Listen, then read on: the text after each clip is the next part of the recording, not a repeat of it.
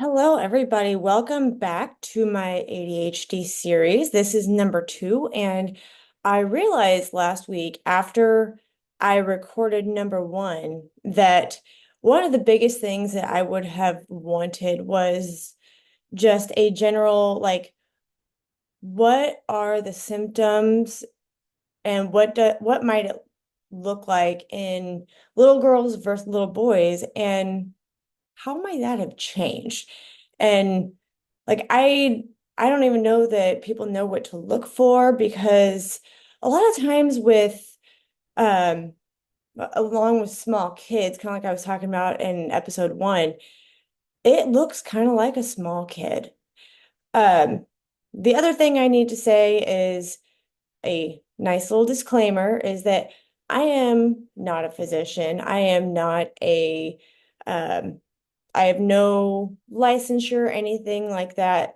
Anything that I am saying with these is purely my own research and my own experiences. So I encourage you, if any of these things hit home with you, to do your own research. But the other thing is that the best thing I ever did, and it aligns with this podcast so much because this is the Go With Your Gut podcast. And I was told multiple times, or I guess asked multiple times, if I had ADHD as an adult. And I immediately brushed it off because I'm like, no, I don't have that. No, no, because I didn't understand what it could have looked like. And the more I kind of heard it in my head, the more I heard people talk about it, I was like, yeah, okay, maybe. And I was really nervous about I was nervous, excited about going to get diagnosed because I was just like, what is this? But I was also at the point where I was just like, I can do all the research I want and I can educate myself, yes. But let's go talk to a psychologist. Let's go talk to a doctor who is trained in all of these things. And um so that way, people might tell you you're crazy. You might think you're crazy. You might feel like you're crazy. But I would rather count it out and get confirmation that no, this is in fact not an issue and not what I have, than not go in and get that information because even if it's even if you don't have it, even if it's not a part of you or a part of your kids or anything like that, it does make it it at least checks that box off for you and helps you in the stepping stones to figuring out what you need to do for you. So I would encourage you to talk to your doctor, talk to a psychologist, and just have a conversation. It doesn't mean that you have it. It doesn't mean that anything is wrong. It's more of just get information so that you can make an informed decision and do what's right for you. So, with all of that said, I did look up a list of what it might look like in small girls, what it might look like in small boys, and I will talk a little bit about what it looks like for at least me now because it looks a lot different. So I'm going to start with small girls. Um, Small girls often go undiagnosed because their symptoms are internalized. Um, they learn to use coping strategies really quick to help hide it. Um, for instance, like maybe in school, they read ahead in an assigned book, but they fail to do the homework. They spend time on homework, but they forget to turn it in. That was definitely me. Um, they sit quietly in class and doodle instead of listening and paying attention because their mind is wandering. And Like they can maybe sit there quietly. I was the talker, but my mind was definitely wandering, constantly lost in their own thoughts. Yes, yes, yes, and yes. Um, I will say I also have the anxiety piece that goes along with mine. And that also adds to constantly lost in our own thoughts. But yes, constantly lost in their own thoughts. Trouble making and keeping friends. I don't know about this. I fortunately did not have an issue with this. I will say that I was one person who had a lot of different friends all over the place. I had um I was friends with a lot of people, but I had a couple good friends, but I kind of jumped around. I had neighborhood friends, I had softball friends, I had I had a lot of different friends. Um, they are often called a chatterbox. This was 100% me. My mom and dad used to get report cards back from me all the time that just says talk, talk, talk, talk, talk. So yeah, that was me. And um, you may or may not be able to tell. I may still have that. Um, So that is a quick short list of what it might look like in small girls. I used to get homework and I would spend a lot of time on it because I would, my brain would wander, or maybe I just had a hard time because I didn't really know how to learn because back when I was in school, it was just reading from a book and talking about it on the chalkboard or later the whiteboard. And I learned by doing. I learned by hands-on, being able to do the activity. And I like to be talked through it one time just so I have an idea. And then I have to do it and figure it out that way because that's how I learn the fastest. But I was definitely the person who would forget to turn my homework in, would forget to we at one point had to get our planner signed saying um, our parents saw it. And there was a good amount of times that I opened up my planner at the beginning of the week and I'm like, crap, I didn't get mom to sign that, or I didn't get dad to sign that. And yeah, that happened. Okay. So what might it look like in boys? This is a little bit more obvious, and I think that's why boys get diagnosed a lot earlier because boys are known for not being able to sit still. A common thing on um, questionnaires that you'll see is moves as if like a motor because they're fidgeting, they can't sit still, they're up and down, they're rolling all over the place. Disruption of learning.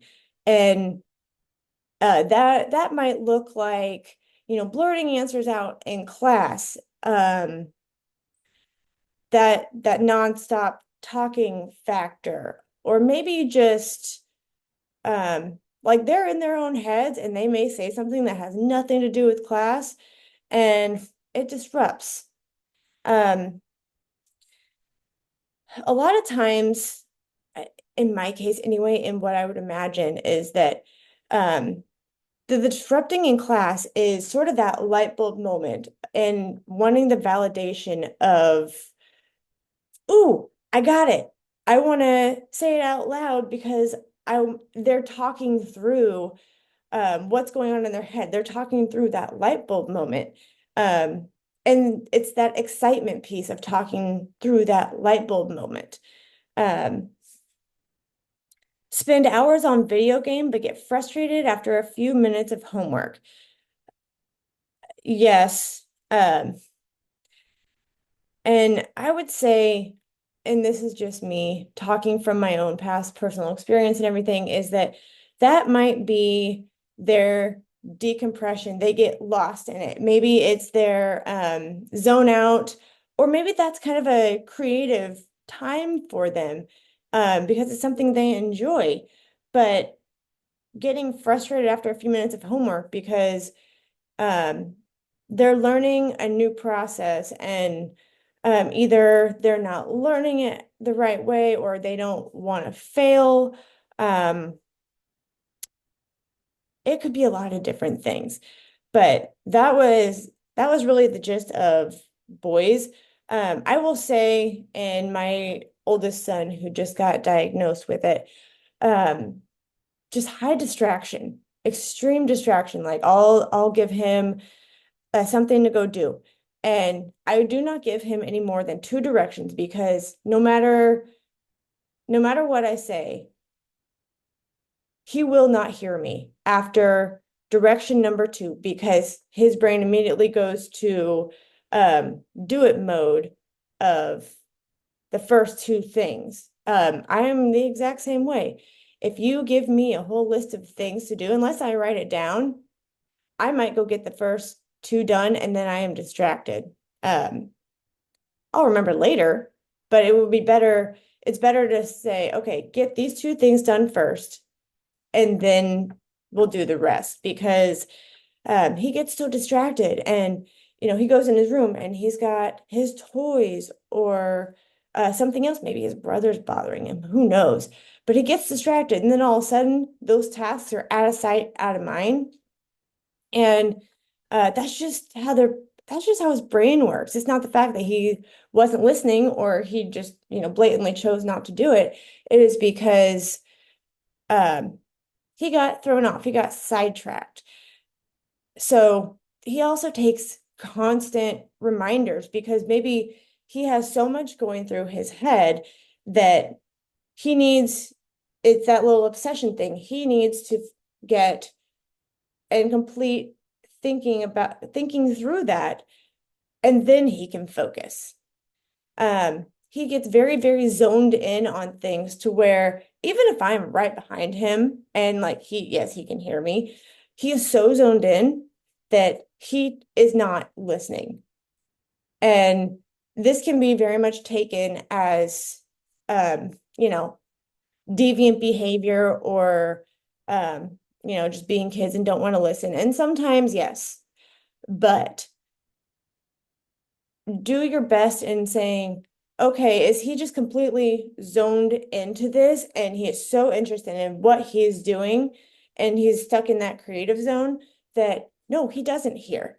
One of the big phrases that I say is eyes and ears on me because I want to know that they are listening and I want when they have their eyes on me, I then say something to get them to respond to prove that they are listening to me and they are not still, their brain is still back in that zone and their attention is still back in that zone.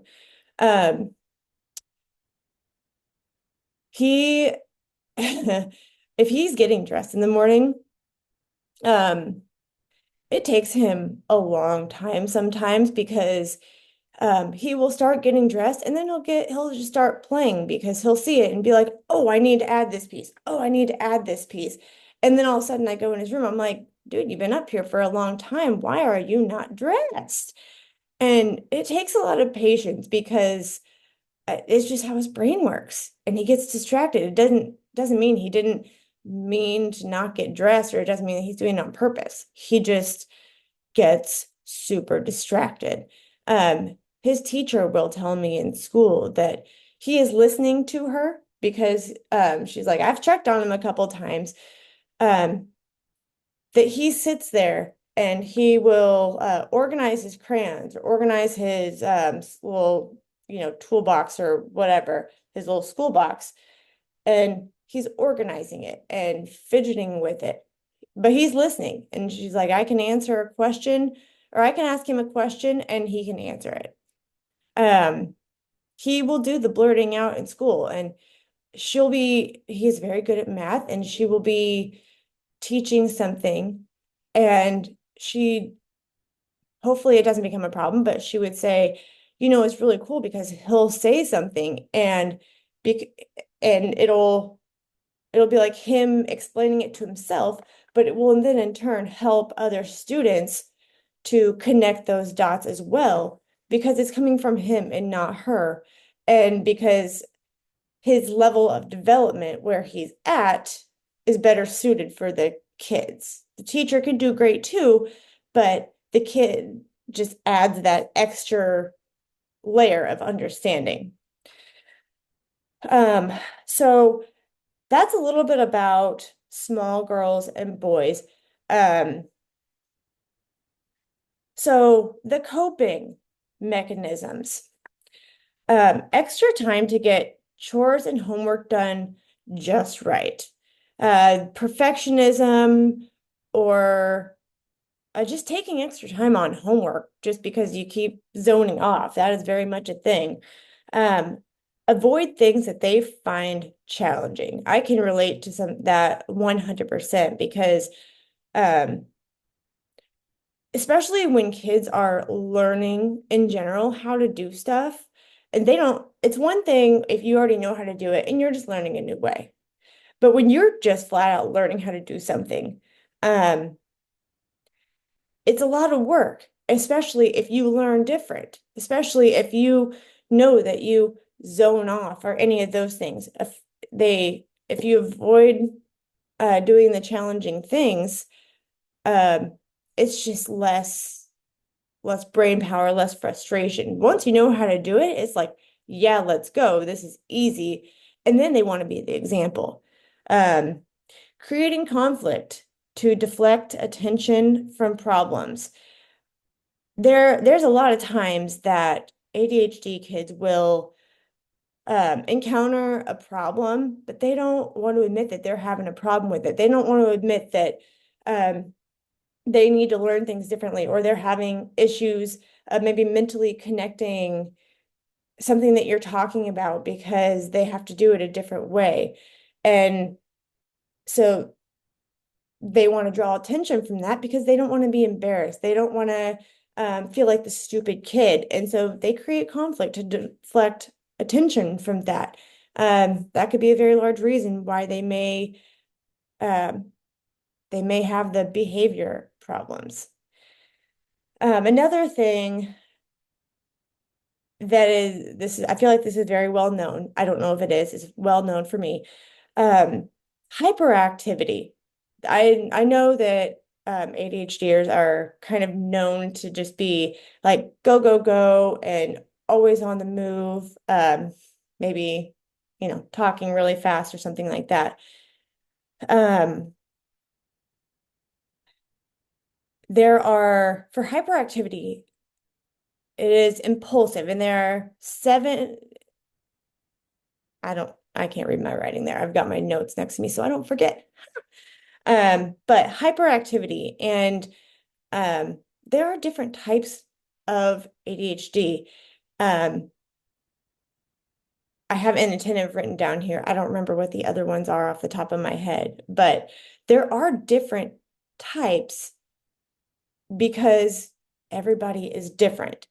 So with all of those, um, in adults, it will depend on if you have anything else associated with it. For instance, my anxiety. I was told when I very first got diagnosed a couple of years ago, I was told that my my anxiety probably masked a lot of symptoms for me. Um, because always had this like impending doom thing, or I wouldn't try things, avoiding the challenging things. I wouldn't try something new until I saw somebody else do it. Um, so now I, I, so my husband and I both have this. I have much higher anxiety. And so, but I am, I am the type that I can't have noise when I work. If I have noise, if I'm trying to be productive, I will not be productive because I will pay attention to what's going on in that noise and then I will drift off. I have to have silence so that I can focus. Um, I also get distracted when I'm trying to do things. I call it the organized clutter because I will leave things around the house so that I remember to do it. Because if I put it away, it is out of sight, out of mind. It won't get done. And especially if somebody else puts it away where they think is logical and I wouldn't necessarily do that, I can't find it. And then it's not a thing of I'm not clean or um, I just want things all over. It is me leaving it out so that I remember I need to do that. I was talking last time on the first episode that my desk is usually a little bit cluttered because I have things to remind me. I have my paper so that when I think about something that I can't do right off the bat, I write it down. That incessant note taking, I write it down and I carry I got a spiral that I carry around and it's usually on the console with me in the car so that if I'm thinking about something, I write it down so I don't forget it because otherwise I will drift off to something else and I won't remember for a few days later. Um, yeah, so leaving things around the house that I remember. Um, writing things down.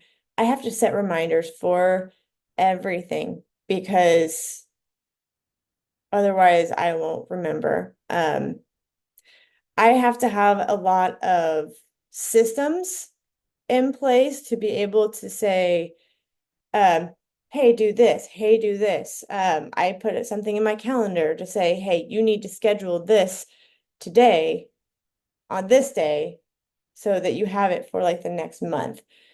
Let's see, what else?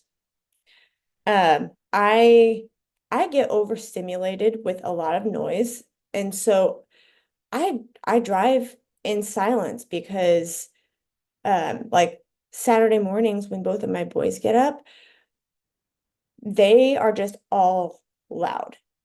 And within a couple hours, I am just like, I need quiet space, I need something else. So I have to know when to put things in my day that drain me um, when when to do things in general.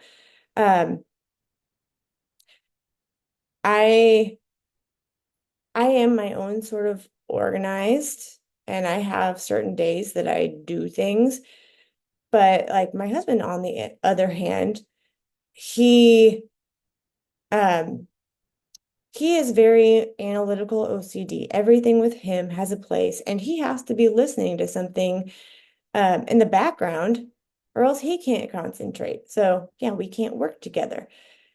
But he is very much different in that than I am. We both get a little bit obsessive with things and we get frustrated if we can't figure them out, but we get to like the same answer very, very differently. Um, if you're talking to me, I probably won't be looking at you very much because I am connecting what you're talking about and drawing a mental picture so that I can relate and understand. He does the same thing. I can probably sit still a little bit more, but if I think about something that needs to get done, I have to get up and just go do it because otherwise I will forget. He's very much the type of he sits down, he can sit down for a little while and he will zone out and he will not hear something that you're saying. And then after a little bit, he's gone. And he always has to have projects going. He sits down horribly. Um, let's see. I've got to have a lot of reminders. He has his whole, he has everything very much scheduled out, but he doesn't like to have, he has his whole week scheduled out, but he doesn't like to have his weekend scheduled out. We have a lot of shared lists so that we can put it together, spur of the moment. I I tend to lose my train of thought. He doesn't do that as much. But the other thing that's interesting is that um, he gives me a lot of grief about this because I am overall an extrovert, But I usually say I am about 80% extrovert, 20% introvert because I still need my decompression time. I still need my downtime, my quiet time in order to recharge myself. And he is probably 80% introvert, 20% extrovert. Um, and he does good in social situations, but like then he's ready to go and he's drained. And um it's just very interesting. We both have a lot of different things going, lots of interest. That is another thing with ADHD is um, you usually have just a lot of interest because your brain works very differently. And it's not a bad thing, but it is a thing. So those are a decent list. Again, don't be afraid to talk to the doctor about your kids or yourself for that matter. ADHD is not a bad thing, even though it is labeled as a diagnosis, but it doesn't, regardless if it is labeled as a disability or not, I think I just said diagnosis, it is still a piece of you or them. So uh, it's also not a bad thing to get on medication if that is right. I did not want to be on it. I'm going to talk about that in another episode because that's kind of a whole thing by itself. But don't don't put it off just because you're like, I don't, we'll fix this, we'll have coping mechanisms because even if you choose to do the coping mechanisms, once you understand all the different little personality traits of what you're dealing with, you can cope with them and you can structure things for you and your kids so much better. And it's just like, it's nice to know what you're dealing with. And information is power, in my opinion. And the more information you have, the more you understand how to deal with it rather than thinking your child is misbehaving in school or um, just misbehaving in general. Another one I forgot is emotional outbursts. A lot of times are even they are able to even control their emotions and the impulsivity less with ADHD. I don't know what that looks like on a developmental scale, but if you're on the fence, take your go just talk to a doctor and at least get it canceled out so that you can move on. Because if it is something that they have to deal with, they're going to have to deal with it whether that happens or not. So it's a support thing. But anyway, that is all I have for you today. I will be back with more information next time. So go with your gut and go get diagnosed or listen to that intuition and don't assume that they either don't have it.